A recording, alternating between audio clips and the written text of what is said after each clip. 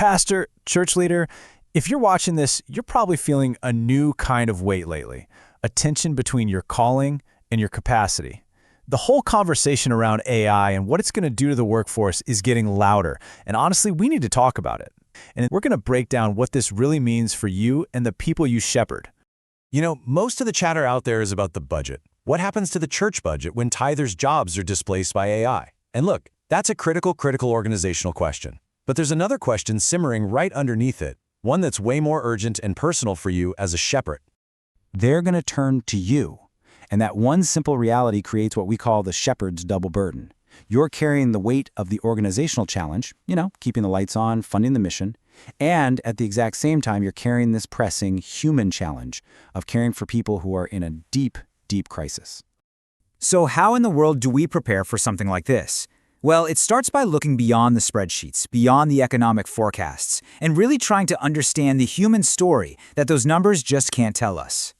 The data on job displacement, it's instructive, it's helpful, but it is fundamentally incomplete. Numbers tell us about trends, right? They don't tell us about the weight a man feels when he loses the career that defined him for 20 years, or the anxiety of Mother carries when she looks at her kids and can't see a financial future for her family.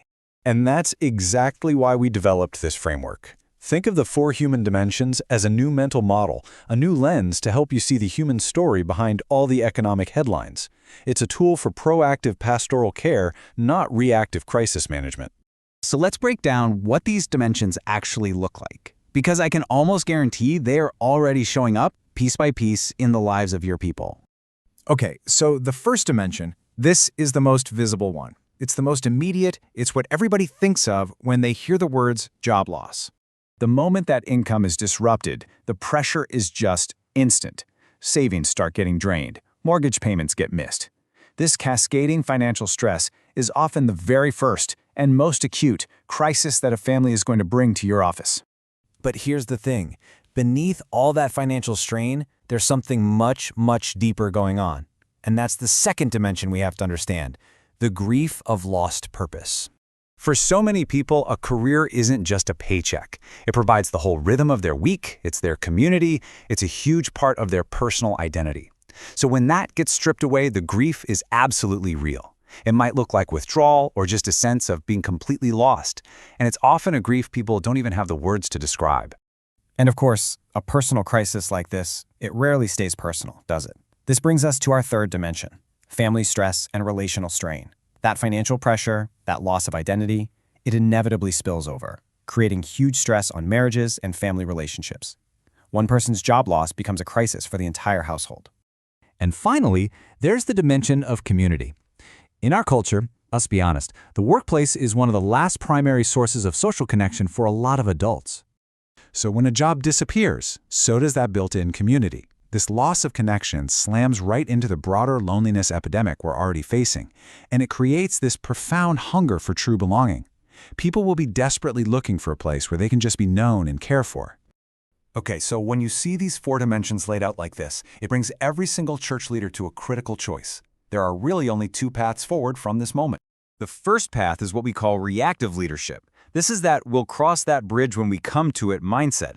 It basically waits for a crisis to hit before it acts. The second path, that's visionary stewardship. This mindset is all about building resilience right now, while we still have the capacity, preparing from a position of strength. I mean, ultimately, it's the choice between being driven by fear or being guided by mission. Now, this isn't about choosing systems over people. I have to be really clear about this. In fact, it's the exact opposite.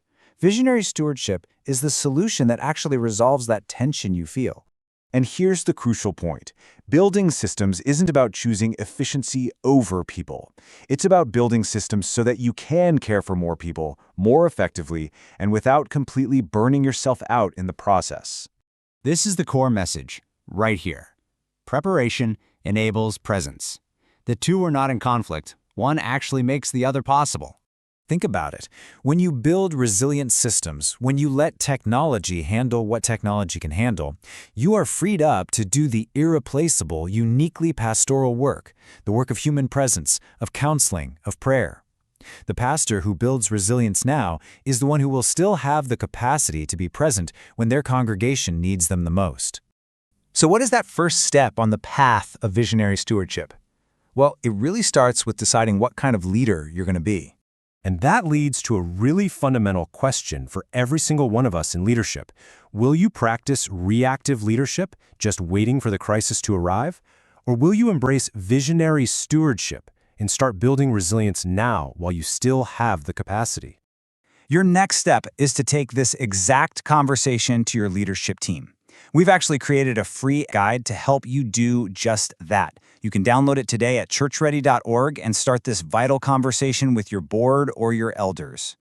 At Church Ready, our entire mission is to help you prepare for tomorrow while also solving the very real problems you're facing today.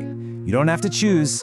Let's build a resilient future together. If you are a pastor or church leader, download the free pastoral report, When AI Replaces Your Tie, There's Jobs, so you can begin the conversations your leadership team needs to have. There is a link in the description. Until next time, lead well, steward wisely, and trust deeply.